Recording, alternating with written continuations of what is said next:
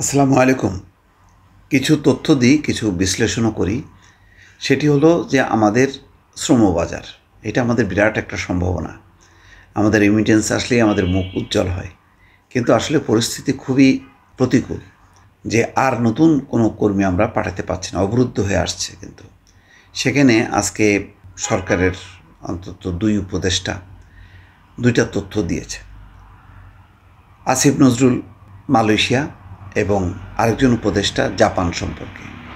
Japan সম্পর্কে যেটি জানা যাচ্ছে, তিনি বলেছেন আগামী ১ বছরে মালয়েশিয়া সর্বোচ্চ ৪০,০০০ কর্মী নেবে। এটা কিন্তু সংখ্যা খুব বেশি না, কিন্তু প্রচারণা চালানো হচ্ছে। তিনিই বলছেন যে মালয়েশিয়া বিষয়ে একটা হাইপ উঠেছে যে মালয়েশিয়ায় ১০ থেকে ১২ লাখ কর্মী নেবে। আমি সেখান থেকে ঘুরে এসেছি। মালয়েশিয়াতে আগামী ১ বছর বাংলাদেশ থেকে খুব বেশি হলে ৩০ থেকে ৪০,০০০ কর্মী নেবে, খুব বেশি হলে।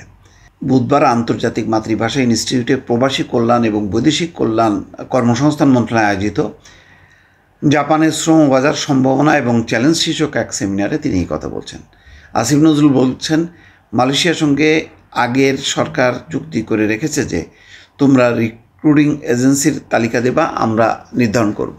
এটা দুই পক্ষের আনুষ্ঠানিক চুক্তি, যেটাকে আমরা সিন্ডিকেট বলি। এখন আমরা যখন দায়িত্ব নিয়েছি তখন আমরা সবাই বলেছি সিন্ডিকেট করা যাবে না, আর সিন্ডিকেট না করতে হলে চুক্তি পরিবর্তন করতে হবে। সেটা তো মালয়েশিয়ার সরকারকে পিটিয়ে করতে পারবো না। এখন তার সঙ্গে আমাদের সমঝোতা করতে হবে। যদি সেই চুক্তি পরিবর্তন না করে তাহলে আমার সামনে 2টা পথ খোলা আছে। এক হচ্ছে তার কথা অনুযায়ী 25, 50 বা 100 রিক্রুটিং এজেন্সির মাধ্যমে লোক পাঠানো। আরেকটি হচ্ছে তাদেরকে বলা যে আমরা লোকই পাঠাবো না। এখন আমি যদি সিন্ডিকেটের মাধ্যমে লোক পাঠাই তাহলে সবাই বলবে আমি সিন্ডিকেটের সঙ্গে যুক্ত হয়েছি। আবার যদি কর্মী না পাঠাই তাহলে আমার 40,000 কর্মী যেতে পারবে না। এটা মালয়েশিয়া মনে রাখবে। এর ফলে পরবর্তীতে আমরা 1 থেকে 2 লাখ পরিবার ক্ষতিগ্রস্ত হবে। এটা চমৎকার কিন্তু একটা যুক্তি দিয়েছেন তিনি। এটা ভাবা দরকার। এবং সবচেয়ে বড় কথা হলো যে সম্প্রতি 36 জন আইএস যুক্ত আটক হয়েছে এবং তাদেরকে ফেরত পাঠিয়েছে, এখনও আটক আছে।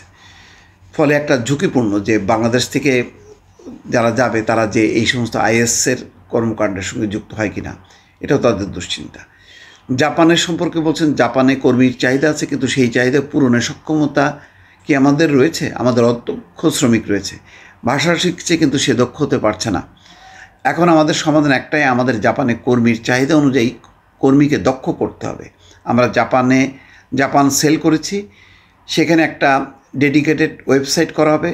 জাপানের ক্ষেত্রে আমরা আমাদের দিক থেকে কোনো প্রক্রিয়া রাখবো না। এর পাশাপাশি কর্মীদের দক্ষ করার জন্য আমরা পাবলিক পার্টনারশিপের কথা বলছি। কিন্তু এখানে সবচেয়ে দুশ্চিন্তার কথাটি জানিয়েছেন তিনি হচ্ছেন প্রধান উপদেষ্টার আন্তর্জাতিক বিষয়ক বিশেষ দূত লুৎফে সিদ্দিকী। তিনি বলছেন কি, জাপানের ভিসা আবেদনের জন্য অ্যাপয়েন্টমেন্ট পাওয়া যাচ্ছে না, অ্যাপয়েন্টমেন্টই পাওয়া যাচ্ছে না। চিন্তা করেন, যেটা এখন ইউরোপ আমেরিকার ক্ষেত্রে হচ্ছে।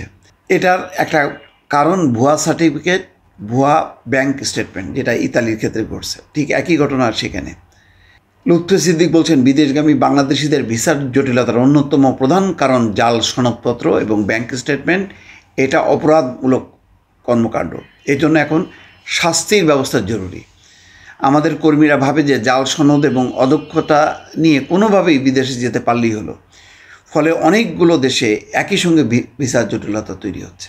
তো সুতরাং অনেক ঘটনাগুলো আমরা সচেতন বা অসচেতনভাবে এবং ওই যে দালাল সিন্ডিকেট বা এজেন্সি, এরা কিন্তু ঘটাচ্ছে, সর্বনাশ ঘটাচ্ছে এর ফলে। দর্শক ভালো থাকবেন, আল্লাহ হাফেজ।